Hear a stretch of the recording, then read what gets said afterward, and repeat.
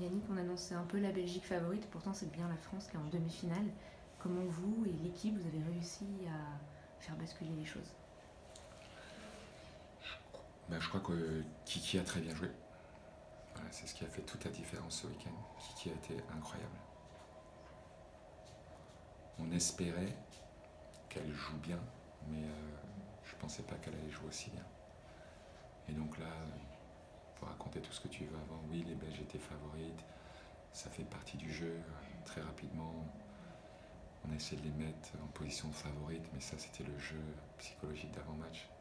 On espérait qu'on allait les surprendre, mais je ne pensais pas que Kiki allait aussi bien jouer. Ça lui va bien d'être la grande sœur, la patronne, ça lui va bien, vraiment, et elle le fait bien. Et alors il y a ce qui se passe en dehors, mais il y a aussi, tu vois, de montrer par l'exemple sur le court. Et là, sur le court, elle a été incroyable.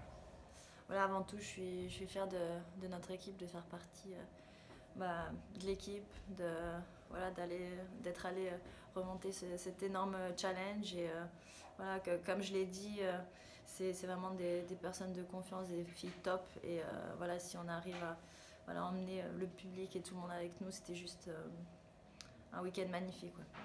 Pendant le double, on t'a vu beaucoup épauler Amandine, que tu connais très très bien. C'était important pour toi et ça doit être encore plus fort de partager ça avec elle. Oui, pour l'anecdote, voilà, Amandine est une copine d'enfance, mais vraiment d'enfance pour le coup, pour vous dire. Voilà, on est de la même année. On a gagné, on a été championne d'Europe ensemble en moins de 14, vice-championne du monde.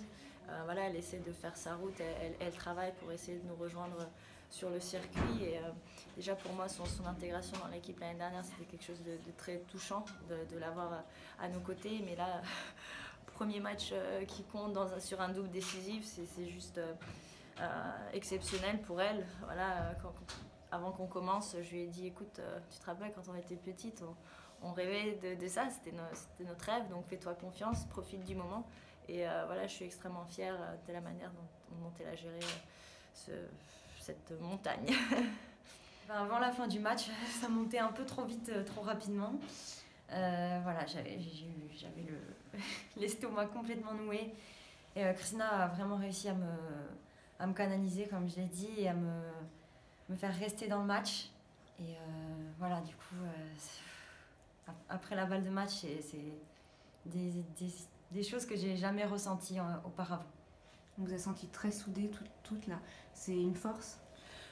Clairement, je pense que c'est le résultat, ça montre qu'on est une équipe soudée. Je pense que sans ça, on s'en serait pas sorti ce week-end. C'est vrai qu'il y a pas mal d'histoires, on va dire, sur cette équipe, mais voilà, on reste vraiment soudés. On essaie de répondre présente, nous en tout cas, et de tenir à chaque fois, de donner le maximum, même si parfois c'est pas très beau ce qu'on fait, mais en tout cas pour ma part, moi c'était pas terrible ce week-end, mais j'essaie d'y aller, de donner le maximum, et je pense qu'aujourd'hui c'est vraiment l'état d'esprit et le fait qu'on soit hyper soudés qui a fait la différence sur un week-end comme ça.